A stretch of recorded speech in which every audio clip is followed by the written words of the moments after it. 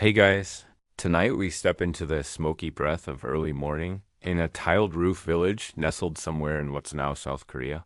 Maybe during the Middle Joseon period. It's winter. The kind of cold that bites the tip of your nose before you've even blinked twice. The kind of cold that makes you question all your life choices, especially the one where you volunteered to deliver sweet potato mash before dawn. The wind whistles outside, threading through the rice stubble fields and under wooden doors, but inside, your toes wiggle in comfort. There's a steady warmth underfoot, not blazing like a fire, but deep like the memory of summer trapped in stone. You rub your arms, still chilled from the outhouse, and press your solace flat against the floor. Oh yeah, that's the good stuff. You live in a hanok, a traditional Korean house, and no, it doesn't come with insulation, double glazing, or modern heating. But it does come with an Ondol and ingenious ancient invention that makes the floor itself warm. You don't sit on chairs. Here, you live on the ground, sleep, eat, argue, and occasionally nap all on the same surface, which makes having that surface warm. Well, kind of essential dot, so before you get comfortable, take a moment to like the video and subscribe, but only if you genuinely enjoy what I do here, dot, and hey, drop your local time. And where you're listening from down in the comments, always love seeing where the sleepy postal crew is tuning in from dot now. Dim the lights, maybe turn on a fan for that soft background. And let's ease into tonight's journey together. You roll up from your sleeping mat, a thick cotton quilt, folded neatly by the corner, and pad softly to the hearth. No shoes, always barefoot. It's rude otherwise, and besides, the floor's warm, remember? The air above, not so much. You puff a quiet sigh and glance at the low ceiling beams overhead. Their surface darkened with decades of smoke. A smoky smell lingers here, but it's not unpleasant. It's earthy, like pine wood, ash, and damp clay. You rub your foot across a warm patch and smile. The Ondol's working beautifully. Somewhere, underneath you, a fire is either burning or just recently went out. Either way, the floor has soaked in that heat like a sponge ready to radiate it for hours.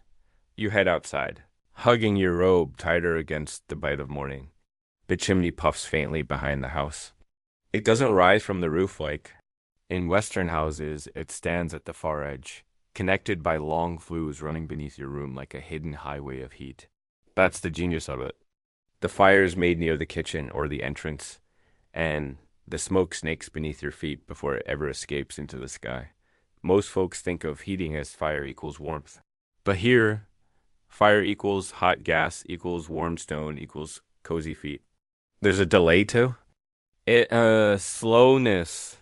You build a fire in the evening, and by midnight, the floor glows with stored heat, kind of like a clay battery for comfort. Historians still argue whether this system developed independently in Korea, or borrowed something from nearby cultures, early Chinese kang beds, or perhaps even nomadic fire pits. But there's nothing quite like a full Ondol network, which eventually became standard even in royal palaces. This morning, though you're just trying to toast some barley tea and not step on the cat, she's curled up on the exact warmest tile in the house, which she somehow always manages to find before anyone else. Probably royal blood. Your breath fogs as you pour water into a blackened kettle, setting it carefully atop the still warm firebox. It's not hot enough to boil yet, but that's fine. Everything here takes time. The floor, the food, the mornings. Even the socks take time. You line them up near the wall to catch leftover heat, hoping they'll be dry before you head out. Funny. Thing is, there's no flickering fire in the living quarters. No open flames. No central hearth like in European cottages. Just the quiet pulse of warm stone beneath your feet. Quieter than fire. Safer too, though not foolproof. There are stories, always stories. Someone's flue clogged, someone's tunnel cracked. Someone's cat decided to nap too close to the inlet. But for the most part, it works. And it's been working for centuries. The tea kettle rattles faintly, a whisper of bubbles nudging against its metal belly. You take it off and pour yourself a small cup, the steam spiraling upward in the half-lit kitchen. Then you move back to the main room, cradling it in your hands, and settle onto a cushion on the floor. Still warm. Still soothing. Your joints sigh and now. As you sip and stare at nothing in particular, you start to appreciate the genius of it all. That someone centuries ago figured out how to keep a home warm using little more than mud, clay, and smoke. That instead of chasing warmth, they built it into the very bones of their homes. That the ground could be a blanket. If you made it right, you stretch out, toes flexing against the warmest patch of floor, and grin. The room's still dim, still quiet. Somewhere outside, a rooster's yelling about his feelings. But in here, you're toasty, you're content, and you haven't even built a fire yourself. That was last night's job. Today, you just get to enjoy it. You've finished your tea, and it's time to do something productive, or at least pretend. So you head to the door, sliding it open with a muted creak. Cold air rushes in like an overenthusiastic guest. Your breath blooms white in front of your nose, and for a moment, you just stand there, marveling at how much warmer the floor behind you feels now. You step into the courtyard, barefoot for about 5 seconds before you give up and slip on your straw shoes. A faint trail of smoke rises from the chimney at the far end of the house, curling into the crisp sky. That chimney's part of the system, of course. It's not just decorative. Without it, the whole Ondol setup would backfire, literally. The chimney draws the smoke through flues under the floor, giving the heated air time to linger and transfer its warmth. The flues themselves aren't especially glamorous. Just clay tunnels lined with stone or brick, positioned with the kind of obsessive precision usually reserved for watchmakers or tea ceremony masters. One mistaken angle, and you're not warming your toes, you're filling the house with soot. Historians still argue whether early Ondol systems had set blueprints, or if each one was tailored by the village's resident smoke whisperer. There's archaeological evidence from the Three Kingdoms period, roughly 57 BCE to 668 CE, showing Ondol-style structures cropping up with remarkable consistency. But whether that came from formal instruction or pure trial and error passed through generations is still up for debate. You walk the length of the house, nodding to the sleeping cat still occupying the prime warm tile. She flicks an ear in acknowledgement. At the kitchen hearth, you peer into the firebox. Just embers now, glowing with a kind of ancient patience. You poke at them with a fire stick carved from pine, watching the sparks skip up and vanish. This is the ignition point of your entire floor system. The fire here doesn't just cook your breakfast, it circulates under your floor, winding like a lazy river before escaping out that far chimney you were admiring earlier. And speaking of breakfast, you're about to get involved. You lift the lid of the steaming clay pot that's been soaking overnight rice in barley water. Warm steam curls up to fog your cheeks. It's not glamorous, but it smells like comfort. You stir it with a long-handled spoon and scoop a ladleful into a wooden bowl. Then, in a moment of luxury, you balance it carefully and carry it back inside to eat where your ankles won't freeze. Sitting cross-legged again on the floor, you take a bite. The grains are soft, earthy, and exactly as warm as the tile beneath your knees. You can't help but marvel. This entire meal was preheated while you were asleep. Efficiency wrapped in simplicity. Outside, the sun is beginning its lazy climb over the tiled rooftops. Frost sparkles on the stone path. You know, that in some villages, families coordinate their fire building so heat circulates through multi-house compounds like a whisper network. In colder mountain towns, neighbors might even synchronize their Ondol heating so no one wastes a coal. One fringe theory claims early Ondol systems inspired communal behaviors where warmth wasn't just physical but social. That sharing heat, even indirectly, fostered the kind of interdependence that helped these communities survive brutal winters. There's no hard proof of this, of course. But if you've ever crouched in a corner of a freezing hanok, hoping someone nearby would light their kitchen fire, you might find it plausible. You finish your barley rice, wiping the bowl with the back of your spoon. Then you stack it neatly by the hearth. In a few hours, someone will rinse it with ash water, scrub it with a bamboo brush, and leave it to dry beside the chimney where it's warmest. You don't need a dishwasher. You've got fire logic. You glance around the room. The paper doors glow faintly with morning light, the beams above still etched with the soot of 1,000 evenings. There's a crack in one of the wooden planks, patched with a piece of leather pressed flat by time. You remember when it split last winter, when the fire was too hot and the heat rose too fast. Lesson learned. Ondol systems, you've come to understand, require balance. Burn too hot and the floor cracks. Too cold and nothing circulates. It's not a bonfire, it's a slow, stubborn trickle of heat that rewards patience and punishes ambition. Like a grumpy old tea master. The warmth under your knees is fading slightly now. It's still cozy, but you can tell the fire needs refreshing. That's the Ondol life periodic maintenance with a side of cozy silence. You rise slowly, bones creaking, and stretch. Then you take a deep breath and pad toward the firebox again. Trailing warmth as you go. It's time to stoke the heart of the house. You squat beside the hearth again, balancing on your heels like you've done since childhood. There's a rhythm to this now gathering pine twigs, feeding the fire just enough to revive the glow without choking it with smoke. You lift the iron lid, nudge the old embers, and add fresh kindling. A wisp of gray curls upward, and the fire begins to whisper. The smoke doesn't rise straight, it's drawn sideways into the flue system under the floor, slinking through the clay labyrinth like a polite intruder. You listen, not for crackles or pops, but for the deeper sounds. The settling of bricks, the low hiss of stone warming. That's the language of Ondol. It doesn't shout, it hums. You add a larger log oak, split lengthwise and aged for over a year. Too green, and it'll smother. Too dry, and it'll vanish before the floor catches the warmth. You close the firebox and sit back, watching your breath fade in the slowly warming room. There's a detail few outsiders know. Ondol warmth isn't instant. It travels slowly, crawling through the floor like a cat looking for a nap spot. That's why you fire it early. Why you time your meals and naps and arguments around it. The heat beneath your floor is like the mood of the house. It builds gradually and lingers. Long after you think it's gone, you stretch your legs across the stone slab nearest the firebox, always the warmest zone, and lean back. If you time it right, you can nap here and wake up with the solace of your feet practically toasted. Not that anyone's judging.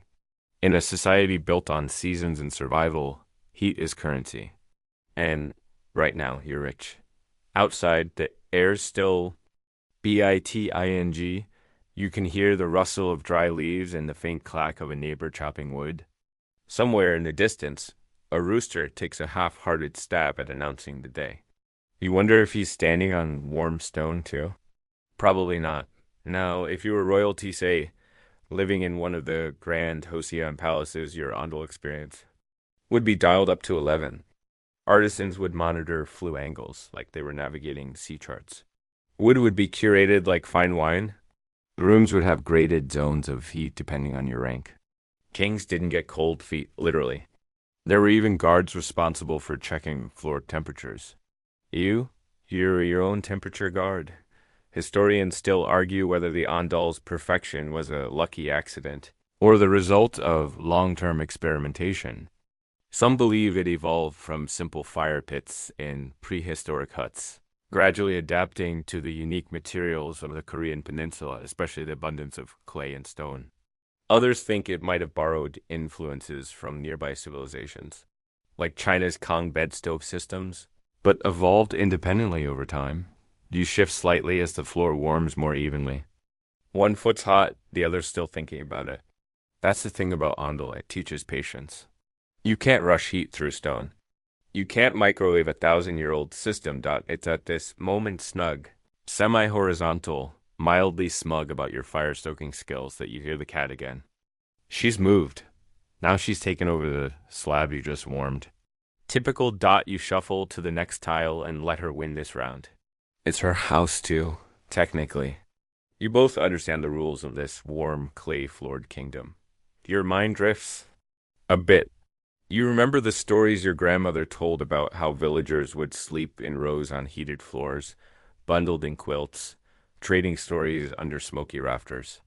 How babies were kept close to the warmest corner and elders near the door something. About respecting the passage of heat and time. You're not sure if that was tradition or just an excuse to assign people based on snoring volume. But still, it sounds about right. You look over at the firebox one last time before deciding it's earned a break. The flue is breathing gently, now carrying warmth through the winding channels. No fancy engineering degrees, no thermostats, just clay, fire, and a quiet mastery of airflow. You sit back down near the center of the room, the spot where the heat finally pools. It's not obvious to the eye. There are no glowing tiles or steam clouds, but you can feel it in your bones. This is the sweet spot. And finding it every morning is like winning a sleepy little game, only you know the rules too. You lie down, slowly, resting your head on a folded blanket. The smell of pine smoke and steamed rice still lingers faintly in the air. You hear the soft tap of the cat's claws as she circles once and flops down next to your shoulder. The floor beneath you is warm now. Not hot, not stifling. Just right dot, and that's the beauty of it. No wires, no humming appliances.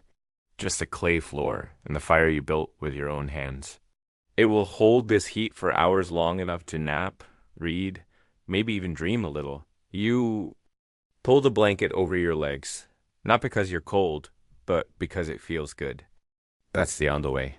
Simple comfort, slow heat, and the sense that somewhere, long ago, someone figured out how to turn earth and fire into a bed that hugs your back. And really, that's all you need right now. The morning slips by slowly. As it tends to do in houses warmed by stone, there's a laziness baked into the walls, into the air itself. You stretch again, arms above your head, and feel the subtle press of heat still radiating from the floorboards beneath your shoulder. Blades, it's a kind of heat that doesn't make you sweat. It persuades your muscles to soften and your thoughts to blur at the edges. You shuffle to the kitchen, or more accurately, the side room where your clay pots and grain bins live. Here, the Ondol's heat weakens, giving way to a chill that reminds you of why people designed homes this way in the first place. There's no need to toast your pickled radishes or cook your kimchi alive. You keep your pots stacked near the outside wall, cool and quiet like obedient jars of secrets. You kneel to stir a pot of juk rice, porridge warming gently from below. There's no flame, no bubbling pot over fire, just the steady conduction of heat from the floor working its way through the base of the crock. That's the trick with Ondol cooking. It's not flashy. It's a negotiation between time and temperature. You don't sear or salt. You nudged out as you ladle a small bowlful. The scent rises subtle and savory, with a whisper of sesame oil and scallions. Breakfast here isn't a performance. It's a quiet reward for being alive and warm on a winter morning. You carry the bowl back to the sleeping room. The cat lifts her head slightly, eyes narrowed as if to say, "Did you bring two?" You didn't, but you pretend to share by flicking a bit of broth toward her corner. She'd inspect it later, when she's not busy radiating disdain. Settling cross-legged near the edge of the room, you sip slowly. The heat from the porridge competes with the heat from the floor. They meet somewhere in your chest, spreading outward like a sleepy tide dot. This, you realize, is what wealth meant for most of Korea's history. Not gold, not silk, not even land. It was warmth in winter. A floor that didn't bite your feet at dawn. A bowl of porridge that warmed itself. A house that hugged you back. It's hard to picture now, but centuries ago, these floors weren't just found in homes. They were part of royal protocol. The Joseon court maintained strict regulations about how much wood could be used per household, which rooms were heated, and who was allowed to nap in which quarters. In some aristocratic homes, servants rotated shifts just to keep the fireboxes gently alive throughout the night. Historians still argue whether these heating customs reinforced social hierarchies or simply reflected them. Some suggest that even the design of clothing, shorter coats for nobles indoors because they could rely on warm floors, while commoners layered up and moved closer to the fire. It's a theory, at least. One that makes your own coat feel a bit more political than usual. You finish your bowl and place it aside. The cat, after inspecting your generosity and finding it lacking, resumes her loaf position near the firebox. You learn to respect her heat mapping instincts. She always finds the toastiest square. Outside, a neighbor trudges past, her boots crunching lightly on the frosted path. She pauses near your woodpile and yells a greeting through the open doorframe. You grunt something cheerful and fade in. Return, no one expects full sentences until the second bowl of porridge dot. She waves a bundle of kindling, a silent trade offer. You nod and wave back, signaling where she should leave it. In return, you'll leave out fermented bean paste she likes. The barter economy of firewood and condiments is alive and well on your street. There's talk lately of change, though. Some newer homes in the capital are being built without fireboxes. They're heated with metal pipes and imported coal, or strange contraptions with valves and hissing steam. Some claim it's cleaner. Others mutter about ghosts refusing to visit. Unheated floors. You don't know which camp you fall into yet. But part of you wonders, will those new homes still creak when the floor warms too fast? Will they carry the scent of pine smoke in their rafters? Will future cats find the right corner to nap in? You step into your wooden shoes, still warm from sitting by the wall, and head outside. The frost is starting to lift in the sunlight. Roof tiles glitter. Your breath fogs gently. You crouch beside the firebox once more, feeding it a thin log. Not too much. Just enough to keep the dragon beneath the house alive and purring. There's a phrase you remember from an old story. The floor is the mother of the house. At the time, you thought it was poetic nonsense. But now, as your fingers warm against the clay lip of the stove, it makes perfect sense. The floor is what feeds you, warms you, teaches you patience. It disciplines your timing, keeps you still when needed, coaxes you into gentler rhythms. And if you listen closely, it even sings back in crackles and creaks. You gather a few pine cones to dry by the hearth, not for fuel, just for the smell. A luxury your grandmother would have called wasteful, and then done anyway as you close the door behind you. The cat twitches an ear and resettles. You step around her, press your palm flat to the floor, near the middle of the room, and smile. Still warm, got the warmth beneath your fingers, lingers long after you pull your hand away. It's a steady kind of reassurance, not the sudden burst of a bonfire or the harsh gust from a drafty vent, but the quiet presence of something built to last. The Ondol isn't just a heating system. It's a commitment, a relationship between fire, stone, and clay, all stitched together by time and technique. You step lightly as you cross the room, the soles of your feet trained to map out the heat zones. There's a slight dip in temperature near the doorway expected. The outer edges always cool faster. You pause and consider whether it's time to bank the fire again. But no, the house still hums low and content. You pull open the door and glance down the path. A cart rattles slowly past, pulled by an ox with a belly as wide as a soup pot. The driver, hunched and bundled, nods in your direction, then gestures toward a bundle of firewood in the back. You shake your head with a smile. You're good for today. Maybe tomorrow. The smell of pine smoke and dried chili peppers curls in from a neighbor's home, mixing in the still crisp air. The village is waking up in that reluctant, wintry sort of way. One door creaks. Another slams. A child yells something unintelligible and gets shushed by someone off screen. Presumably armed with a ladle, you return inside and settle near the hearth. This time, instead of feeding it, you study it. The agunji, or firebox, is deceptively simple. A small opening carved into a clay base, just wide enough for your forearm. But what it feeds is much more elaborate. A system of flues carved into the floor itself, like arteries beneath the skin of the home. The genius of the Ondol lies in this. Network hot air and smoke flow through the flues, warming the stone slabs above them before escaping through a chimney on the far end of the house. It's radiant heat at its purest, and it works best with patience. Historians still argue whether the Ondol emerged fully formed during the Three Kingdoms period or whether it evolved slowly from earlier fire pit traditions. Some claim it originated in the north, where winters bite harder. Others believe it was adapted from nomadic hearth culture, tailored to suit Korea's permanent, clay-rich dwellings. Whatever the case.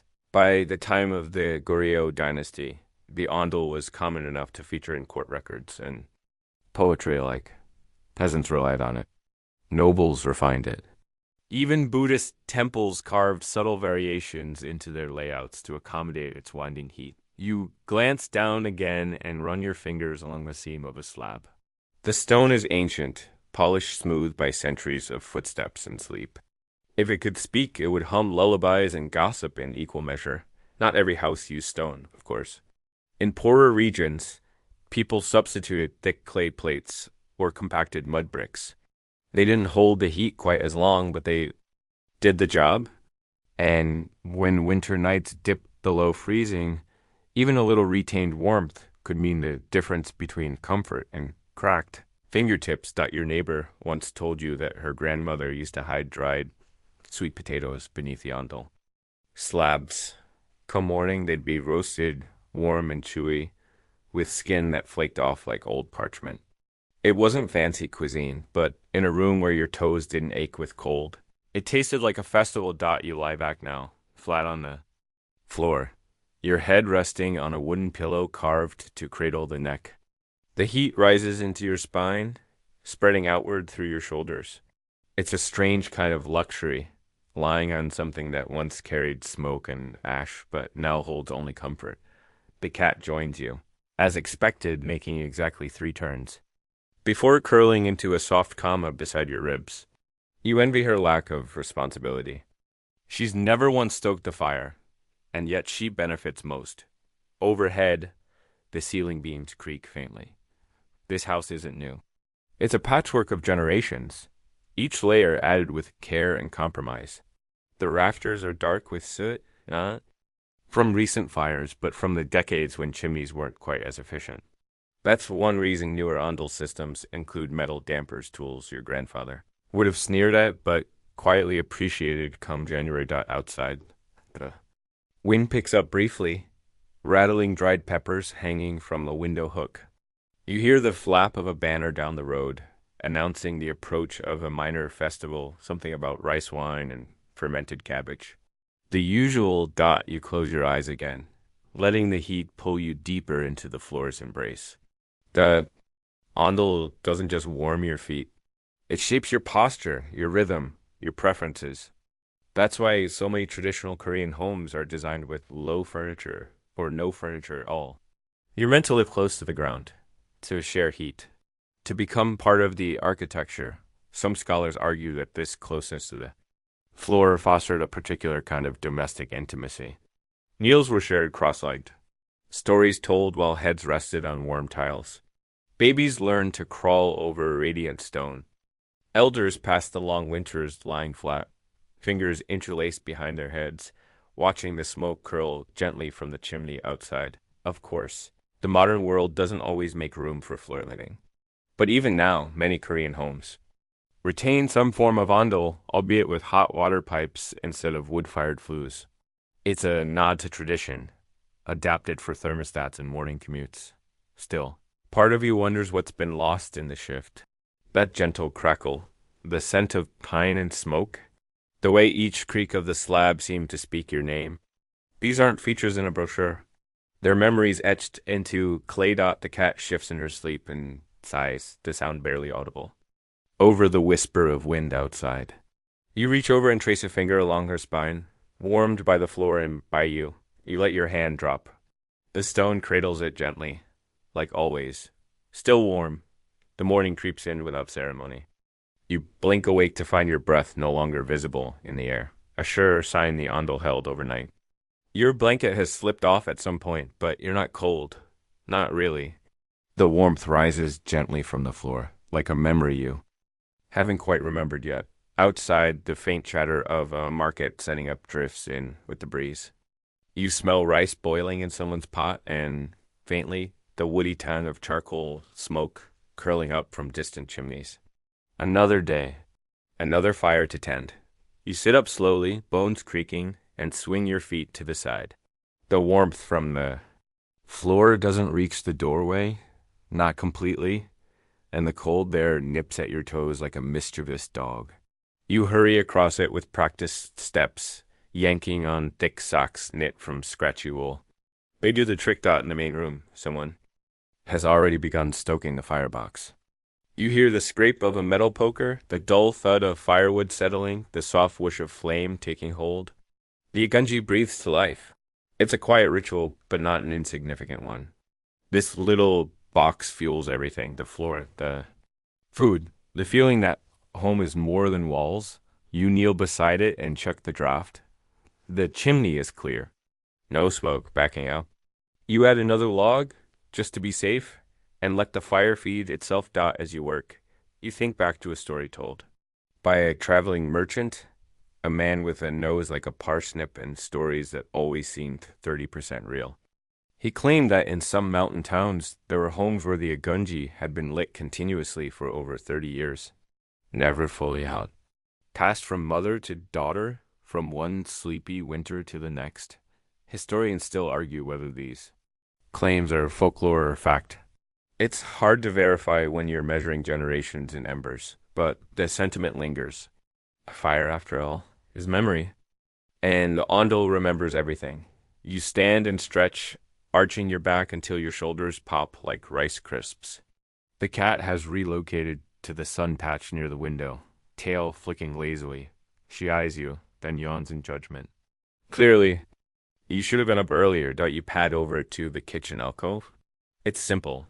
Earthen jars of jang lined up like sleepy soldiers, bundles of dried herbs hanging from the rafters, and a row of bowls you've used so many times their surfaces. Know the shape of your hands. Breakfast is rice and kimchi, with a poached egg perched on top like a smug little crown. The egg's been cooked in a shallow ceramic bowl nestled on a still warm floor tile. No stove, just heat from the ondol. You slide it to the center of your mat and settle cross-legged beside it, steam fogging your lashes. There's something oddly satisfying about eating on the floor. No clatter of chairs, no stiff backs. You lean forward, spoon in hand, and dig in. The kimchi crackles in your mouth tangy and bright. The egg yolk oozes golden, a silent endorsement of your timing. As you eat, you glance out the paper-covered window. The world has tilted toward winter. Frost dusts the edges of the yard. A chicken hops awkwardly across the path, leaving perfect little footprints in the white. You're grateful for the clay. Beneath you, the heat it stores. The labor it took to design such a system, long before electricity or central heating made everything louder and less poetic. You remember something from a temple you once visited tucked into the hillside with a view of the valley below. There, a monk had shown you the bones of their ondol, narrow flues like fish gills etched into the stone, still blackened from centuries of smoke. They had a saying, he told you, a warm floor welcomes the soul before the body. You didn't understand it then, but you're beginning to now. Of course, maintaining this system isn't all blankets and poetry. You've got to sweep the chimney every few months, where the soot builds up like bad karma. You've got to mind the firewood supply, nothing to wet, or the smoke will sulk, and if the flues crack, you're in for a week of dusty repairs and a very cold backside, but you don't complain. Not really, because the floor has never let you down. Not once. You remember one bitter winter when a neighbor's roof collapsed under snow. She and her children camped in your main room for nearly 2 weeks. 7 people, 2 dogs, and a chicken who refused to be left behind. It was crowded, loud, slightly pungent. But warm Dot the chicken liked the ondol most of all. She took to nesting on a slab near the corner, fluffing her feathers and eyeing anyone who came close. You never got her to lay eggs there, but she looked deeply satisfied, which counts for something. After breakfast, you sweep the main room. The bamboo broom rasping over the floor is a familiar sound, soft, rhythmic, grounding. You collect dust, stray leaves, and a few threads of cat fur that somehow made their way into every corner. You pause near the center of the room, where the heat is strongest, and sit for a moment, just to feel it. The quiet, radiant presence of the ondol is like a song you can't quite hum, but always know the words to. Some scholars say This architectural feature shaped Korean culture itself, that the intimacy of floor living encouraged tighter family bonds. Shared meals, less distance. Between generations, maybe they're right. Maybe it's just clay and fire, but as the warmth creeps up your spine again, as your shoulders soften and your eyes grow heavy despite the daylight, you suspect there's more to it, something deep, something old, something built into the bones. Of the house and the hush of winter mornings, the cat hops onto